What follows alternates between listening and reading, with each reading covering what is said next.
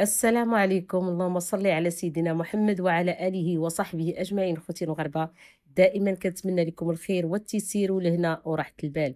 بسم الله نبدأ. اللهم صل على سيدنا محمد وعلى آله وصحبه أجمعين. تحية لكم إخواني أخواتي، تحية لكم كبيرة، لأنكم كتثقوا في هذه القناة المتواضعة الصغيرة، وكتشاركوا معايا، وكتخليوا البصمة الثمينة، وكتخليوا التعاليق ديالكم، وكتفاعلوا مع لا فيديو. واخا ما كيشوفوش بزاف د الناس، ولكن الخير في الأقلية، وكم من فئة قليلة غلبت فئة كثيرة. إلا كان الإنسان كيتكلم على كلمة حق ما يخافش، لأن الحق دائما ينتصر. واخا تشوفوه كيكبر وكيترعرع وكيغلظ سميتو، ولكن في الأخير سبحان الله العظيم يكون زهوق وتيدمغوا الحق. الحمد لله، لأن الله كلامه، كل الكلام اللي جاب الله عز وجل حقيقة والصحيح ولا ريب فيه. كنت كلمت لكم في الفيديو الاخر على الاب اللي مشى المستشفى، وواحد سوء التعامل، وكيشوف فيه من البعيد ما سلمش عليه، وعارفه بانه ما كانش راضي على هذاك الشيء اللي كان كيطرى سعاد، الله يرحمها ويوسع عليها. وكنقول عاوتاني، اللي مكتوب على الجبين لازم تشوفه العين. سعاد كان هذاك هو قدرها، انها تجوج بولد خالتها، لكن شنو اللي طرا هذاك الصبر اللي كيدبر هو اللي عطى هاد النتيجه. الصبر الخايب، حيت بعض الخطات كيكون الصبر اييه مزيان، ولكن الصبر للضرر ما كيبقاش الصبر هذا. كيبقى الانسان هو لا يحرص للزبريه. كاين تيخرجوا لنا واحد العيالات كيقول لك الا خرجنا ديال كلشي ولا دخل الدار ديالك بوحدك، هذا راه ما ديال، هو ديال لا ديال الدار بوحدها مسكينه، لا تعامل لا والو. والدليل انها كتموت وهو ما كانش معاها، حتى ماتت عاد مشى ياخذ الورقه باش يدفنها. واش دخل سلم عليها؟ واش دخل تسامح معاها؟ هذا هو سؤالي كنسولو ليه. واش دخلتي سامحتي مع الزوجه ديالك؟ انا عطوني غير عقلكم وانا نمشي معكم دقه دقه.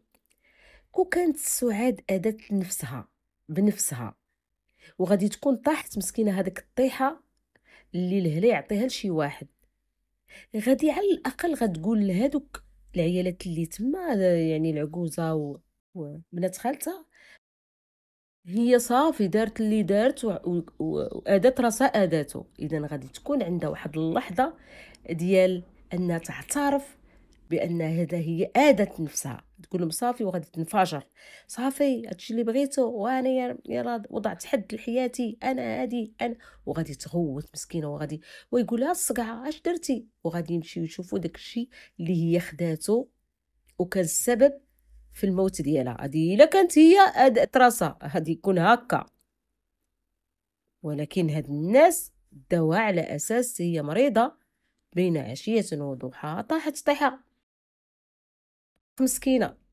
هزوها داوها للسبيطار، جابوها عاوتاني داوها للسبيطار، عاوتاني الله اعلم واش جابوها. داك المهم المعاودات ديالهم راه بعض الخطرات كتكون معاوده هي هذيك، بعض الخطرات كتكون زايدين فيها شي شويه فيخرات. جات اختها ما خلاوهاش ديها الطبيب، دين الشراجم. سكتوا سكتوا سكتوا، شنو واقع؟ راه داك سكتوا سكتوا سكتوا راه هي اللي صعيبه. سكتوا علاش غنسكتوا وعلاش غنتخباو؟ حيت هنا ملي كنديروا بحال هكا كتكون علامه الاستفهام. على دابا مثلا اختها اللي غتجي تاخذ داكشي اللي كانت خدات اختها، وانتم غتكونوا سباقين لهداك الشيء اللي هي مثلا كتقولوا كلات. انتم سباقين لانكم انتم عايشين معاها في نفس الدار، انتم اللي غادي تمشيو وتشوفوها واش خدات فعلا هذاك الشيء. الا كانت خداتو غادي تكون عندها واحد اللحظه ديال انفجار. هي صفاتها مثلا صفاتها راسها غادي تنوض تنفجر عليكم. صافي هادشي اللي بغيتو، ياك كيحقرني ياك داني، غتعاود داكشي مسكينه كاع اللي طرا لها وتقول لهم ها انايا انا قديت، انا صافي صفيتها الراس.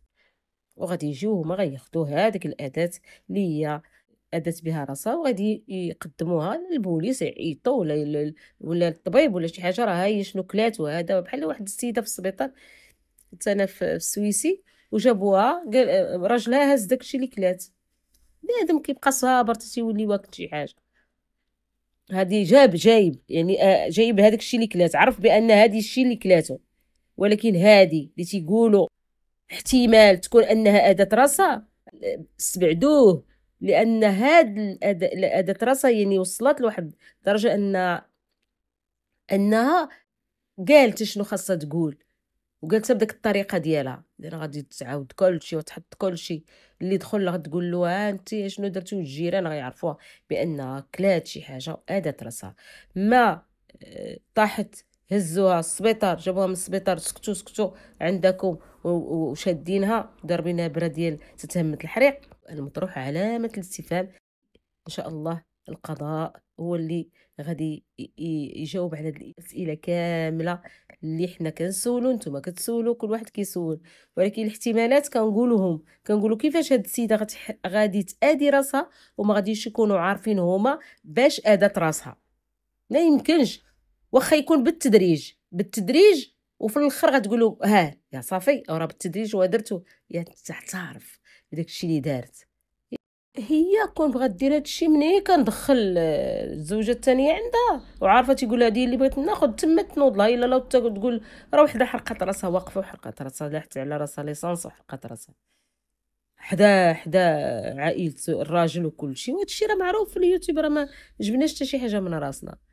لو كان داك حالة الانفجار مثلا انها غتأدي راسها، هي صابره على بناتها، صابره على داكشي اللي طاري لها، صابره على كل شيء. وتنقول باب محمد صبر، وربي سبحانه وتعالى غادي ياخذ لك الحق ديالك وحق بنتك. وانا جلست معك، مشيت عندكم حتى للدار وجلست معك وقلتي لي انا ما كنتش باغيها ترجع للراجل ديالها، وانت كنتي من الناس اللي معترض انها ترجع وترجع للتكرفيس. كنا كنسمعوا لبعضياتنا ما كانش يطرى بحال هادشي. لو كنا نسمعوا، حيت الاب تيبغي بنته ما كيكونش يعبر على داك الحب ديالو ليها، كتبقى فيه. والراجل كيصبر على المراه، قال له ما ترجعوهاش لي، ما ترجعوهاش لي، الا كانت مكرفصه ما ترجعوهاش.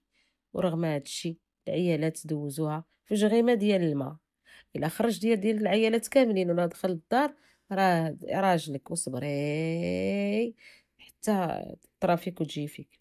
اخواني اخواتي، هذا هو الفيديو اللي حطيت لكم، كنتمنى لكم الخير. ونصيحتي لاي وحده، ما يصبرش الواحد على الضرر، لان للصبر حدود. اذا الصبر ليه واحد الطاقه، الا كثرت داك الطاقه فوت داك الطاقه كتولي شي حاجه ماشي هي هادي. اخواني اخواتي، شكرا للتعاليق ديالكم. كنقول لكم خليو التعاليق، هذا فضلا وليس امرا. اللي ما مشاركش ونسى الاشتراك يشارك في قناتي المتواضعه، واللي نسى انه يدير اللايك المتين. شكرا جزيلا جزيلا. واللي عجبو لا فيديو بارطاجي. تحيه لكم اخواني اخواتي، وكما كنقول لكم دائما الدعاء الله ينجينا وينجيكم من شر الخلق، والله يبعد علينا وعليكم من شر ما خلق. اللهم اضرب الظالمين بالظالمين، واخرجنا من بين ايديهم سالمين، بقلوب صافية ونية صادقة نلتقي. صلوا على اللي يشفى فينا يوم القيامة. اللهم صل على سيدنا محمد وعلى آله وصحبه أجمعين. والسلام عليكم ورحمة الله تعالى وبركاته. ردوا البال.